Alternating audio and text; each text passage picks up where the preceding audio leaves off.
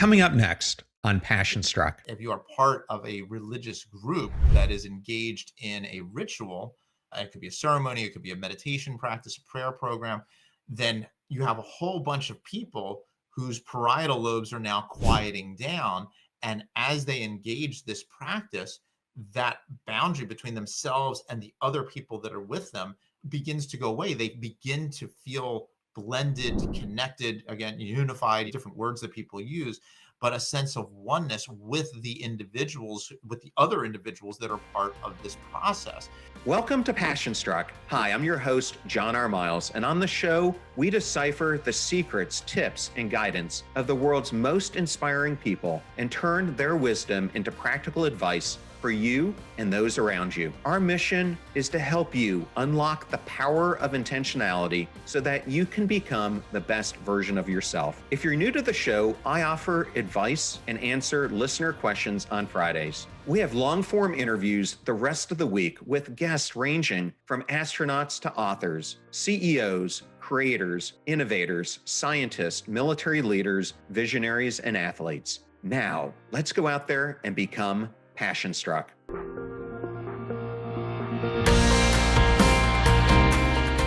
I am absolutely thrilled and honored today to have Dr. Andrew Newberg on Passion Struck. Welcome, Andrew. Thanks for having me on the program. I love it when I have a fellow Pennsylvania person on the show because we get what it was like to grow up in that great state. And I understand as you were growing up, you developed this deep interest in science, astronomy, and the systems of the body as a child. And I wanted to ask you, looking back, was there a moment that you felt pulled towards understanding how humans matter in the larger universe? I think it's just kind of part of the fabric of who I am. I have been interested from day one, always trying to understand who we are, how we work. I often, in reflecting back on my childhood, I think it's sometimes funny. When I was in, I think, first or second grade, they had in the library, they had a book of the body systems, and I would just go, and there were like 9 of them, and I would take them out one at a time, and then I'd go back. And from very early on, I was fascinated by science. I was fascinated by who we are as human beings.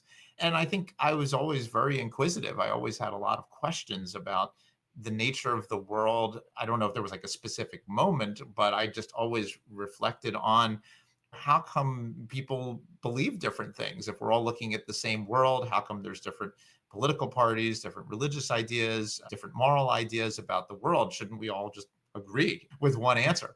And obviously we don't. And that was concerning to me, but I guess I felt like I needed to try to understand where are those differences coming from? What is the nature of reality, and how ultimately do we perceive that reality as human beings? So just something I've always been fascinated by. I've been fortunate that from my parents to my friends to teachers, always got a lot of encouragement. Another little cute, funny story was that when I first started publishing some of this, and some of the work really got out there in prominence and in some of the big Time magazine and things like that. At one point, I got an email from a very old friend I hadn't talked to in a long time, who we went to summer camp with. And he said, I can't believe that all those discussions about God and the universe and everything we used to have around the campfire, you were really taking that seriously. So I said, yep, I do. So anyway, yeah, it's just been something that I just feel like it's part of what life is all about, really, which is asking questions and trying to learn about the world. So one of the things that you have studied for years is neurotheology. And I was hoping for the listeners who might not be familiar with that term, what is that the study of, and what has your work? Well, I think that neurotheology, for me, the basic definition of neurotheology is that it is the field of study that helps us to try to understand the relationship between the brain and our religious and spiritual selves. So that's the elevator answer.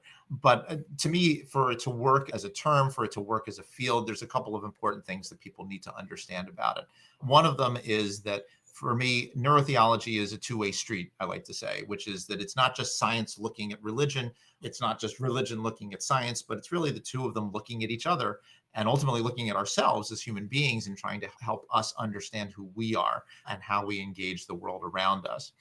And with that in mind, so the neuro side and the theology side to me also need to be defined very broadly. And the neuro side is not just neuroscience, but it's neuroimaging, it is psychology, it's anthropology. It's all the ways that we really get at our mind, our consciousness, and how we are and how we think as human beings.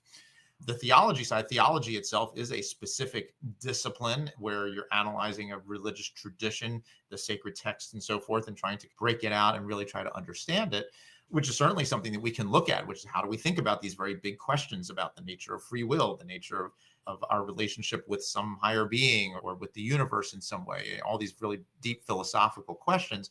But it goes beyond that too, which is that it's not just theology proper, but it is the evaluation of different practices, meditation, prayer, and so forth, different experiences, spiritual experiences, mystical experiences, and so forth. So it's all the ways in which a person is religious or spiritual that makes up the theology side. And so if you define those two aspects of neurotheology very broadly, I think you have a very rich, exciting, and expansive field of work that can utilize many different approaches. There can be philosophical debates, there can be brain imaging studies, there can be health related studies, there can be moral arguments. There are all these different kinds of questions that we can look at.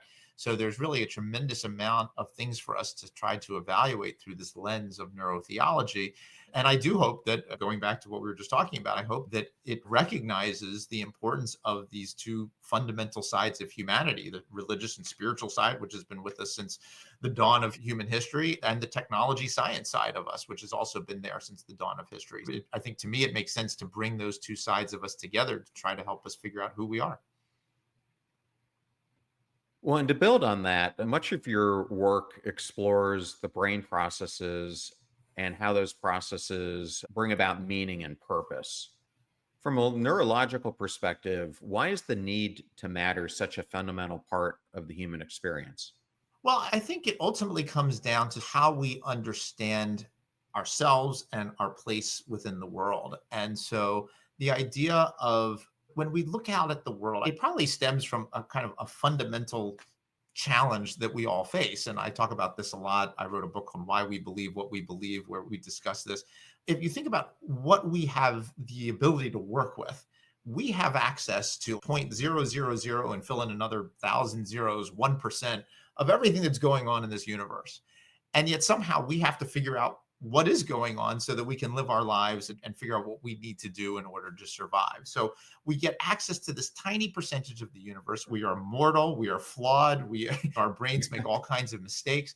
And yet somehow we have to try to figure out what the world is and what we need to do on a very basic level. If you go back in evolutionary time, we need to figure out how to get food. We need to figure out how to avoid being food.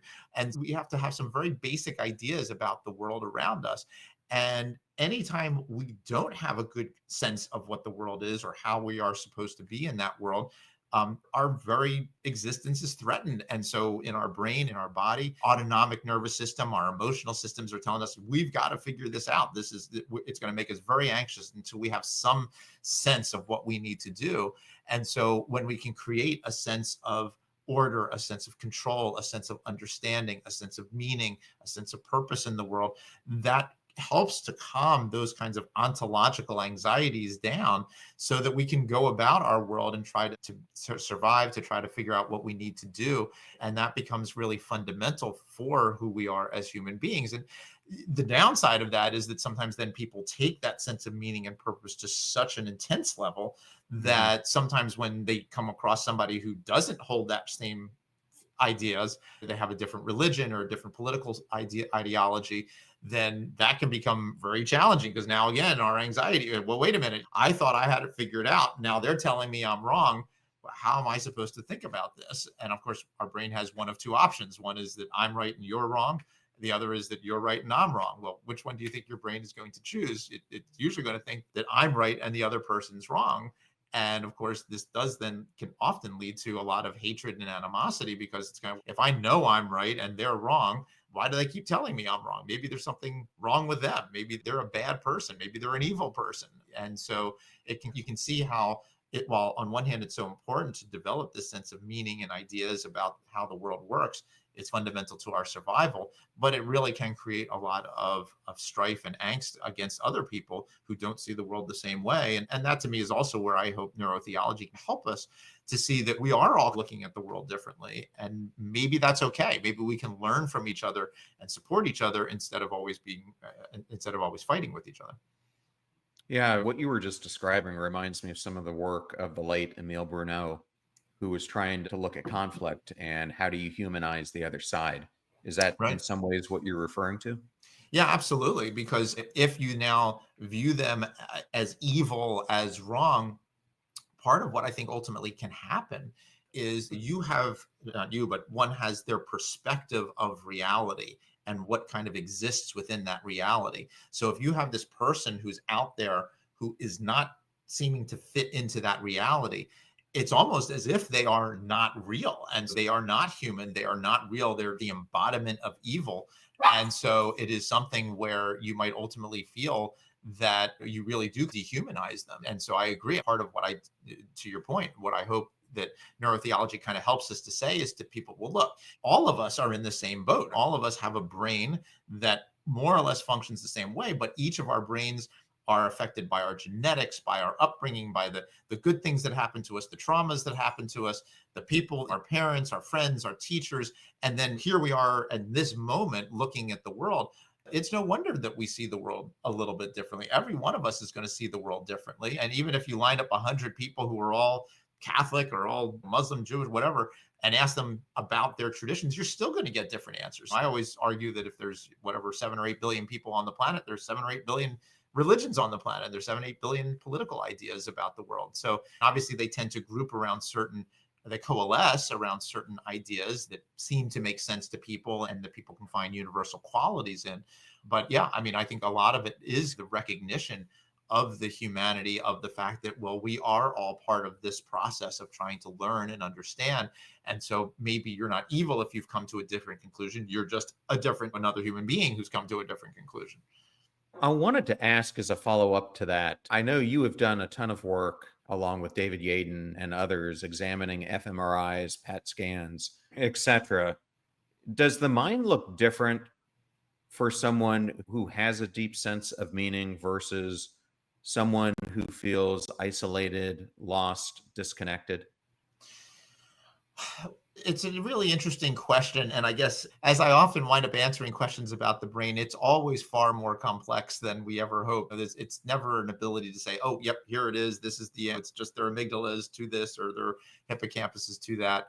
Because part of the problem is, as I was just pointing out, we come into each perspective through our genetics, through our brain processes, our development, our parents, and all these things, all these factors, which then while we have fairly similar brains. We all have frontal lobes, we all have temporal lobes, we all have limbic systems.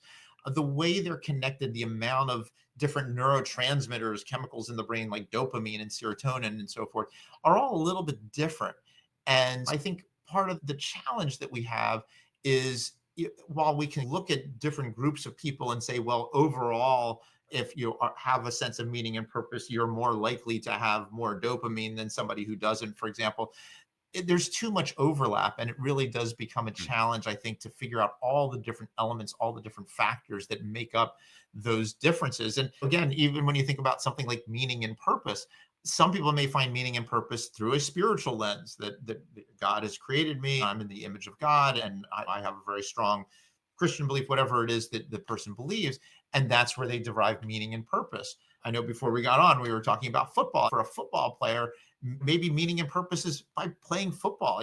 There's been some great movies where it's like you were born to be a football player, you were born to be a hockey player, whatever. And that's a sense of meaning and purpose. And in today's world, I think where the political spectrum has really risen to the fore, and that becomes their sense, it's being a Republican, it's being a Democrat that sort of gives them that sense of meaning and purpose. So, those distinctions then wind up leading to different ways of thinking about things. And of course, scientists will say, yes, it's about asking questions about discovering the world and things like that, which is my sense of meaning and purpose. So some of them are more cognitive, some of them are more emotional. And I think in the end, we don't really see a clear way of distinguishing those people who are more religious or less religious, or more have a greater sense of meaning and purpose than others. We can point to certain areas of our brain. We know having that sense of meaning and purpose does involve a lot of our sort of cognitive areas, parts of our frontal lobe that help us to focus our mind and focus our consciousness on different ways of thinking. There's certainly some elements of emotional content to make us feel comfortable and calm within that sense of meaning and purpose. And so those are all aspects that are part of that process. But the exact thing that kind of leads towards a given individual's perspective on things is often very challenging to really unravel as far as a brain scan study goes. I understand it. I just wanted to explore it to see if there was a hidden thing there that might become apparent, but I understand why it can become so difficult. Right. And yeah, for someone like myself, I actually find somewhat the lack of ability to say, oh, it's just right here, it's just this. I guess somewhat comforting. There is a complexity to it. There's layers to it. And you mentioned David Yaden. We published a book called The Varieties of Spiritual Experience. And a lot of it was based on a survey we did of a couple thousand different experiences.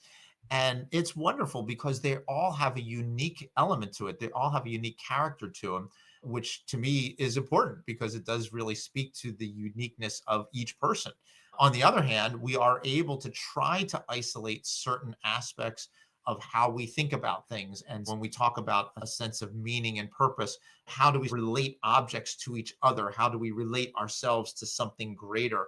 And those aspects, those elements can actually become part of a kind of a larger perspective on how we actually see our sense of meaning and purpose. And then we can try to relate those to different areas of our brain, to different structures and networks. As I mentioned, you have a sense of when things have a certain order to the world and how we relate to the world.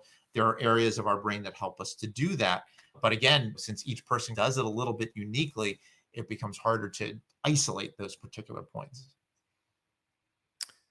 And I wanted to go from there really into religion and the impact of religion. In your book, How God Changes Your Brain, you discuss how the concept of God varies across cultures and individuals.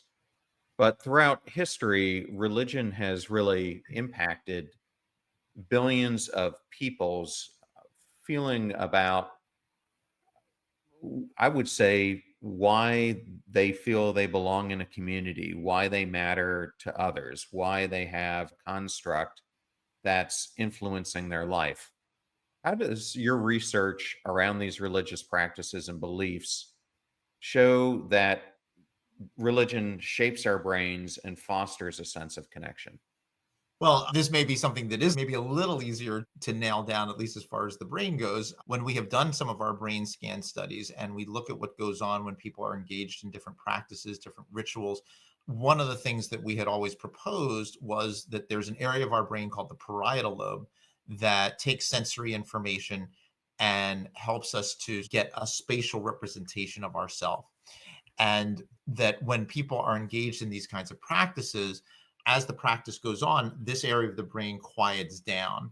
And so when that happens, what these practices, what these rituals are doing is we then lose that spatial sense of ourself. And we actually begin to break down the boundary between ourself and the other.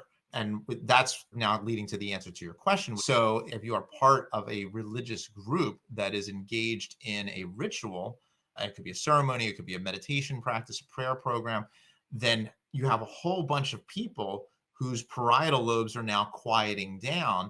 And as they engage this practice, that boundary between themselves and the other people that are with them begins to go away. They begin to feel blended, connected, again, unified, different words that people use, but a sense of oneness with the other individuals that are part of this process. And this goes back to some of the very early work that I did with Dr. Eugene DeQuilly, who was one of my mentors, who was a psychiatrist and an anthropologist by training. And we frequently talked about the value of ritual bringing people together as part of that process. And we think a lot of that does occur through what's going on in the parietal lobe, that sense of connectedness. Other imaging studies actually show that when at least two people are engaged in a very intimate kind of conversation, that their brains literally resonate with each other. Areas of the brain become turned on and turned off together. And so when that's happening, your brains, I don't want to say this too strongly, but they become one. You have this sense of oneness, and the brains themselves are resonating with each other. And so these kinds of practices become very important for facilitating that. These rituals are part of that process. Now, interestingly, the other elements to this is, well, what do you feel connected to? So right now I'm just talking about the group. And so there is certainly this connection that you have in the immediacy of that to the group around you. But there's also the other piece to the rituals are the mythic elements, the stories, the ideas that are behind that we also then feel connected to. And so you could be a very small group. You could be a group of 5 people, for example, doing some kind of meditation practice. And if in your story, if in your mythos, you feel connected to all of humanity, then you create this sense of oneness with every human being, with all humanity as a whole. On the other hand, and this is sometimes the downside of rituals, is that you could have a small group of 20 people where they feel connected to themselves, but within their ideology, it is all about their own personal story and their personal connection to the world. And so now, if you're not part of that myth, if you're part of a different tradition or a different perspective, now you are viewed as external, you're viewed as not real, as some of the things that we talked about earlier. So these practices and religions can be a great way of bringing people together through the power of rituals, through the power of myths, and so that we really have an idea, a very profound idea about who we are, how we're connected to each other, and how we're connected to the world. But sometimes that can become problematic if you begin to exclude people who are outside of that ritual, and it can actually foster a great deal of animosity. And rituals are used towards great evil as well as they are used towards great good, and that therein lies part of the problem. But our brains seem to be designed that way. In fact, the most recent book I published, called Sex, God, and the Brain, talks a lot about the rituals that we have as human beings that bring us together. Well, where did they come from? As I mentioned, my late mentor, Eugene DeQuilly, was an anthropologist by training. So if you take an evolutionary perspective for a moment and you say, well, the rituals in the human brain theoretically had to evolve from rituals in animal brains. Well, what are animal rituals? Well, all animal rituals are mating rituals. But actually what happens in mating is that you're connecting, you're bringing 2 animals together. So you blur the boundary between self and other, you come together. And that process becomes a very powerful experience for the animal and obviously for us as human beings, so that all of these rituals really are at a very fundamental level of who we are and drive very powerful emotions, very powerful senses of connection, and really make us feel that our ideas and the people that we are connected to, who we consider to be a part of the same group, that whole in-group concept becomes a very strong and powerful effect for human beings, which again can be for great good, bringing everybody together, but sometimes can be for great bad. So, based on what you just said, it leads to a lot of areas of exploration that I want to dive into. The first one I want to go into is how you were talking about 2 individuals talking, and it's interesting. I recently interviewed Alison Wood Brooks, who does behavioral science research at Harvard and specifically studies communication. And when we were talking, she was saying that we are really losing this art of listening, and the way we listen to someone makes us feel either seen or unseen. As you were describing, when we're really in an in-depth conversation where we're listening to each other, it's almost like we're holding up a mirror to the other Right. person, where Right. we see a part of ourselves in them because there's so much commonality in everyone. But Right. when people are so disconnected today and they're not doing that level of connection, what do you think it's doing to us over time? Well, I think if what we have been talking about holds, then when you lose that sense of connection, you do begin to feel more isolated. You can become more anxious, more depressed, because you're not engaging the world properly. Our brains were designed to be social. Going back to this whole idea of mating, and how so many of animal species and mammalian animal species, the chimpanzees and apes and so forth, all the way to lions, and they're such social creatures, and there's a social hierarchy, and you want to feel part of that whole group makes you feel connected, makes you feel comforted, knows that your survival is going to be protected through that process. So when you lose that process, when you lose that sense of connection to a group, when you lose that sense of connection to another person, then it can become anxiety provoking. People can wind up withdrawing. And one of the things that's interesting also about how the brain works is that it very much cycles in different ways. And so when you are actively engaged with other people, your brain and the social areas, they become enriched and they become more vibrant and more active. And so it's kind of like the more you do it, the more it becomes a part of who you are.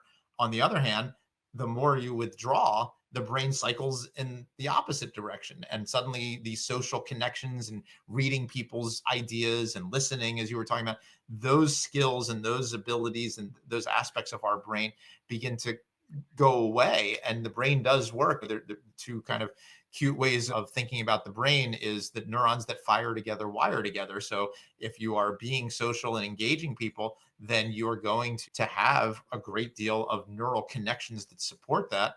And then the other thing is the use it or lose it. And so over time, if you're not making those social connections, you will ultimately lose that ability. It becomes more and more challenging. And with social networks and social media and so forth, it's interesting. And our brains were not fully designed for us to interact in this way. There's some elements that make it work better. But on the other hand, as many people know, even though you can all be sitting in a Zoom meeting with 10 people, there's a little bit of a disconnect that you feel there. And it's different than sitting in the room and feeling the bodies and seeing people moving and all that and the sounds. And so that is an important part of how we have evolved. And our brain hasn't really changed that much in the last 100,000 years. So we have a Stone Age brain that's dealing with these kinds of modern technologies, and it doesn't always go that well. Does not. So the next thing I wanted to explore on this, because I think what you just said about communication is very accurate, is religion affiliation has been something that's gone up and down over generations. And right now, we are seeing a significant drop in religious affiliation. We have for a number of years. And it's been most profound among younger generations, where we're also seeing a huge rise in depression and other things. From your perspective, why do you believe people are leaving organized religions, and what does this tell us about the evolving sense of for meaning and purpose that people are striving for?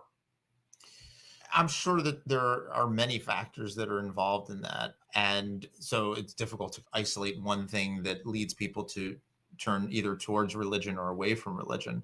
I think some of the common things that have been cited as far as religions go, first of all, unfortunately, religions are run by human beings. And there have been a number of different circumstances, like just as one example, like in Catholicism and the child abuse issues that came up. I think there have been certain external larger factors of different religions that have led to some distrust in people and uncertainty in terms of moral perspectives and things like that, that has been a challenge.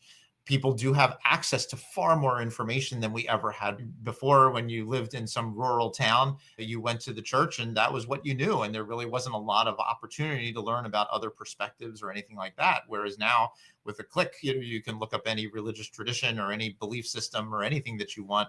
So you do have access to lots more information, which can be challenging for our brains to sort through and to figure out what that means. And it raises questions. And when people don't have, I think, another issue that we wind up facing is how to engage the world. And are we being taught to engage the world in ways that are exploratory and opening and questioning and dealing with the anxieties that come from that and helping people to find perspectives that work for them? There are a lot of different issues that I think come up for people that can make it challenging. Now, on the other hand, while to some degree, I would agree that if you look at the data, that participation in more formal traditions has declined somewhat, there's a great rise of the spiritual but not religious. And so I think almost everyone is trying to find some way of finding meaning and purpose, of trying to connect to the world, trying to connect to something greater than ourselves. Maybe they are struggling to find a traditional approach, a traditional religion that has its kind of own way of doing it. They don't see it that way, but they are striving for that. And I think, again, part of the issue that people need to look at is, what do traditional religions offer? What are other approaches that might be valuable for them? Obviously, the traditional religions have been around for thousands of years, many of them. So they at least know something that works. But it is something, I think, for a lot of people to explore and to look at. But I think there needs to be a recognition that we all are striving for that sense of meaning and purpose. And how do we help people do that? And I know a number of scholars have looked at the education system and have pointed to the fact that we teach people that 1 + 2 = 3, but we seldom talk about how to be social and how to interconnect with each other and how to solve problems and how to deal with someone who doesn't agree with you, and conflict resolutions and things like that. So we don't spend a lot of time anymore really trying to figure out how to learn and how to explore the world and how to interact with each other. And in today's highly technological world, that may be even more relevant today than it was back then, when we did have maybe more opportunities to play with each other and go out on the playground, interact with each other. Maybe we're not doing that as much. So being able to make sure that we have those capabilities, to me, is something that we need to think about, I think, as a society, to figure out the best ways of trying to help people engage these questions, help people to find answers to those questions that might be helpful for them. And again, we'll have to see where we go as a society, because it is really a great challenge right now. It is. And why I'm trying to ask all these questions is, I was recently reviewing the belonging barometer. I'm not sure if you've ever seen this, but created by the American Immigration Council. And it's showing that 64% of Americans feel excluded at work, 74% of people feel excluded in their communities. The most telling thing to me is it showed that 17% of people feel that they lack meaning at any time in their lives. Well, And then you look at what's happening with the loneliness epidemic, and there's no doubt these two are tied together. right. So it's interesting, because I was recently interviewing Sandra Matz, who put out this book about AI and algorithms, etc. But we really got into this deep discussion of how throughout history we've grown up in villages, Right. tribal communities. But now we're really living in a global community. And so we've gone from what you've been describing as these rituals and religious beliefs that were in these small communities, to now people are being exposed to this global village, where there are also nefarious characters and a lot of people who don't really believe, for good or bad, that you matter to them like you would have found in that smaller village. Right. So, do you think that movement from the villages we found in work, the villages we found in our church environment, the villages in the smaller towns that we lived in, compared to this global village, is part of this crisis that we're facing now as society is moving from one to the other? Yeah, I think that's definitely part of the process. And I guess ultimately, trying to allude to this a few moments ago, which is, I don't know if it is inherently a problem. I don't think we're prepared for it right now. And can we become prepared for it? Can we find a way to embrace this kind of global village, as you were talking about? I think so. We need to figure out how to make that happen. And part of the problem is that there are these kind of forces that just keep going. It's hard to undo those forces in some way. It's hard to, none of us are going to give up our smartphones, and we're going to be perpetually moving towards this kind of global perspective of things, which can be good. Can be ways of trying to embrace that, I think. But again, the challenge is, as you said, is that we're not really designed for that. We haven't really been prepared for that. And it becomes a real problem for many people. And the statistics you were just talking about bear that out. But maybe there are ways of trying to encourage people. And we talk about this in our book, Words Can Change Your Brain. We've talked about this in some of our other books about religion and spirituality and making that connection. So the ability to do that is still there, and it's still within us. It's a matter of how do we access that, and how do we continue to foster that with people, and can we find ways of looking at where the world is now and trying to improve upon that. And yeah, there's always, every time we make technological advances, there's always pros and there's always cons. I mean, the automobile, it was great. We could get around to places that we weren't able to do before. there were more car accidents and people died because of it, and then it ultimately leads to people being able to work outside of the village and do other things. There's always these good and the bad that can be part of that. But I think that to me is where neurotheology hopefully can come back into play here, where we can say, well, what is going on in our brains? What's going on in our brains when we feel that sense of connection? What's going on when we don't? Can we, part of what neurotheology to me is also about is to take a systematic approach to things. And what I mean by that is that maybe we need to do more research to try to explore this. What are the ways in which we can try to help people prepare for this better? What are the ways that we can help people try to engage this sense of meaning and purpose more effectively? Obviously, a lot of people can still turn back towards more traditional religions that are there, that maybe they came from, that they can feel a connection to. And then there's other people who can't. So being able to understand that, being able to help people make those decisions, and then making sure that if they are not able to return to an existing tradition, what are the other options for them that can still help them to feel that sense of connection that's still very important for them? I wanted to go into your work on transcendence. So you have done a lot of work with, we've mentioned David Yaden, but also Jonathan Haidt, Dave Vago, Professor Hood, Scott Barry Kaufman, etc. And as I was reading some of the research papers a long time ago, it really shaped my view in the different forms of transcendence, and then specifically the science of awe. Mm. And where I'm going with this is I had a conversation with Dacher Keltner about 18 months ago that came from his book, Awe. And one of the most profound revelations from that was him finding that we find awe most commonly during what he calls moments of moral beauty, where people show compassion or kindness. How has your own research found something similar, that those acts of moral beauty can bring about awe or transcendence more often than other ways we might be able to experience it? I don't think the research that I've done has specifically looked at a question such as moral beauty. It's a fascinating concept. When we look at experiences of transcendence, the core elements that we came to in some of our research was that there was a sense of clarity, a sense of unity, a sense of intensity, and a sense of surrender, that it was something that kind of took over the person. So in those contexts, I can see where a sense of sort of moral beauty might be part of that process. When you have a sense of moral beauty, you certainly are getting, first of all, it is probably a very intense kind of experience. And so it fits that category. I think in many ways, when you're talking about that, there is a sense of connectedness, a sense of unity, a sense of oneness, whether it's with humanity, whether it's with the universe, whether it's with God.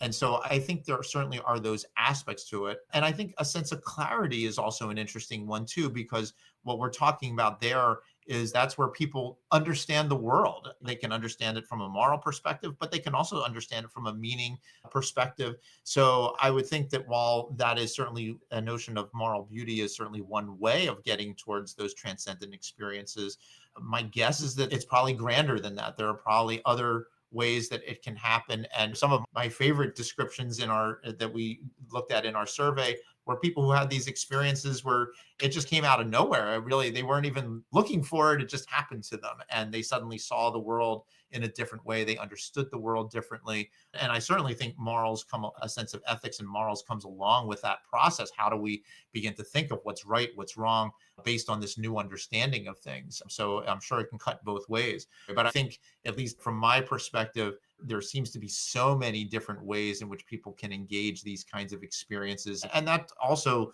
a part of how I think about neurotheology as being a kind of jigsaw puzzle, if you will, that there are many different pieces to this puzzle. And so for some people, these experiences come through practices like meditation and prayer. For others, it's through rituals. Through others, it's psychedelics.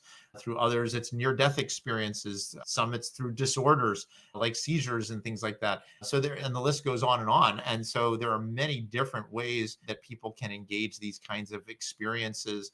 To me, part of what I've talked about in my own work is that there's this kind of large network of brain structures that become part of this process. So it's not just one part of our brain that turns on when we have a spiritual experience, but there's these many different parts that all can become active in different kinds of ways. And when you look at the richness and diversity of these kinds of experiences, I think it makes sense, because going back to what we were saying a little while ago, for some people, these experiences are incredibly emotional. And for some, it's all cognitive. For some, it's a God experience. For some, it is a moral experience. So there are so many different ways in which these experiences can be engaged that they can activate this system in a lot of different ways. And of course, the brain is connected to the body. So, as I often like to say, if there's a spiritual part of ourselves, it's really the whole person. It's all the different parts of our brain that enable us to have these different experiences. It's how that is connected to the body. And that's why, whether one does meditation, prayer, rituals, there are so many different pathways to these kinds of experiences. Andrew, the reason I was asking it is for people who, I think there are billions of them now, who are feeling disconnected, insignificant, lonely. I was just wondering if using transcendence and an easier way to find it could create a greater sense of mattering in their lives. That's where I was going is, and Mm. if moral beauty was an easier way to access it, could that, by showing compassion, by showing kindness, could that trigger it more often and make them regain mattering? But it sounds like there, from what you just described, there are many ways and it depends on the person. Right, exactly. And I think that is a wonderful pathway, and that can see all of humanity and the goodness in all of humanity and help them feel connected that way. For some people, it's meditation, and for some people, it's prayer. And so, and of course, there's thousands of different practices of meditation and prayer. And as someone who lives in this world of integrative medicine as a doctor, to me, it's never a one size fits all. It's finding the right combination to the lock for each person. And again, that's a little bit of where I think neurotheology can help, because we can find general approaches that seem to work. People can say, well, here are broad categories that generally can work for people. And so maybe through those kinds of general categories, we can help these people who are really having a problem and feeling that sense of disconnect and that sense of loneliness. We can say, well, maybe you can try this pathway, or have you tried this pathway, and see what kind of resonates with them, and then help them to try to figure out the ways of engaging those pathways in hopefully a way that will work for them. Well, and that's one of the reasons I've been so excited to have you, Dave Vago, and Lisa Miller on the show to really explore how our spiritual health impacts our overall health. And I know we've got to close now, Andrew, and it was such an honor to have you on the show. If listeners want to learn more about your work and all the books that you've written, where's the best place for them to go? Best place is my website, which is just Andrew Newberg, Newberg.com. And I have a description of the books and articles and a lot of that conversation there. They can also follow me in my explorations on Instagram, which is just Dr. Andrew Newberg. And hopefully we can all follow these investigations together. Well, thank you so much for being on the show today. It was such an honor to have you. Thanks so much.